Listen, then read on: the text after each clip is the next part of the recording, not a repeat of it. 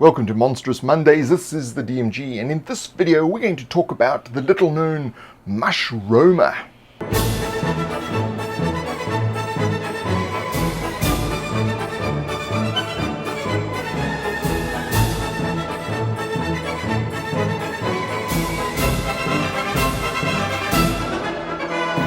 This wobbly creature is really a fungus. No brain, just a series of weird fibrous tendons that create a disturbing tripod walking motion. They roam around, in effect, to spread their spores as far as they can. The problem is, these things are an explosion waiting to happen. An explosion of a spore cloud you just don't want to be near or in. Mushroamers look a lot like a humanoid with fungal spore cap as the head, and 3 legs upon which it wobbles about, bumping into walls, trees and rocks and wandering off into the world. Outgrowths of smaller fungi on the stem look like arms, but really stabilize the mushroamer during its walking motion. They also help disseminate spores as it wobbles along. Mushroamers originate from the peninsulas of the west, from the moorlands and inland swamps, long thought to be a primordial soup for all manner of fantastical creatures. Herbalists the world over believe the mushroamers are responsible for all fungi in the world. While there is little evidence for this claim, there is plenty of evidence that they indeed spread different types of fungi with their aimless wandering. Baron Armenschmack von Gliebelspooner has hunted these exotic species his whole life. His alternative theory is that mushroamers are the result of combination of fungi in some sort of colony, that they occur naturally in many places where different fungi are found. Seasoned adventurers will tell you a different story though. Run away. However, their cap is prized ingredient in elaborate dishes made for kings and emperors.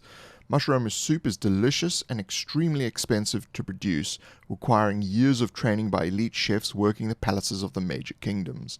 Mushroamer spores have also been used to great effect to break prolonged sieges. Catapult a few of these things into a city and it will soon be yours. Mushroamers wobble around caves, swamps and moors. They absorb nutrients through the soil and fog in these areas. They tend to be found alone, except where a few may have wandered into a ditch, dell or divot, and are unable to wobble their way back out again.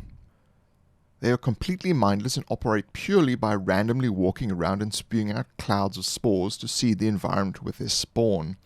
Mushroamer young are indistinguishable from ordinary fungi, and they exist on a carpeted mass beneath the soil. Once mature, these large, human-sized mushroom-shaped tripeds step off the latticework of their birth and begin roaming the surrounds. Usually only fully developed mushroamer will grow from a single carpet. Von Gliebelspooner believes that all fungi combine together to form a single mass.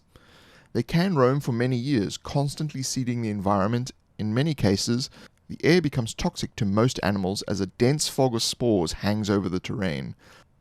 This fog has a sickly sweet stench to it. Other than the carpet on which they initially grow, mushroamers are not organized in any way. Their humanoid-shaped appearance lends itself to beliefs that they are somehow intelligent, but this is just not the case. The sole purpose of their movements is to spread their spores. These spores will not all become fungi, but as the mushroamers can wobble around for years, they do begin to spread their progeny around far and wide.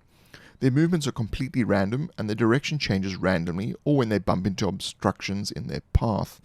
If they fall over, they begin to roll around in a circle until they are able to right themselves, and they never actually stop moving for any reason. Mushroamers that do collect into an area tend to bump around with each other, releasing huge clouds of spores. Whenever they bump into anything, they release spores and change direction randomly. These spores are toxic to almost all breathing species. They enter the respiratory system and can cause crippling lung disease and spasms that ultimately can kill with too much exposure. Mushroamers are a deadly encounter. They cause disease, lung spasms, and ultimately death with their spores. Usually a party will only encounter a single mushroamer, but if they encounter a group, it is usually wise to keep their distance.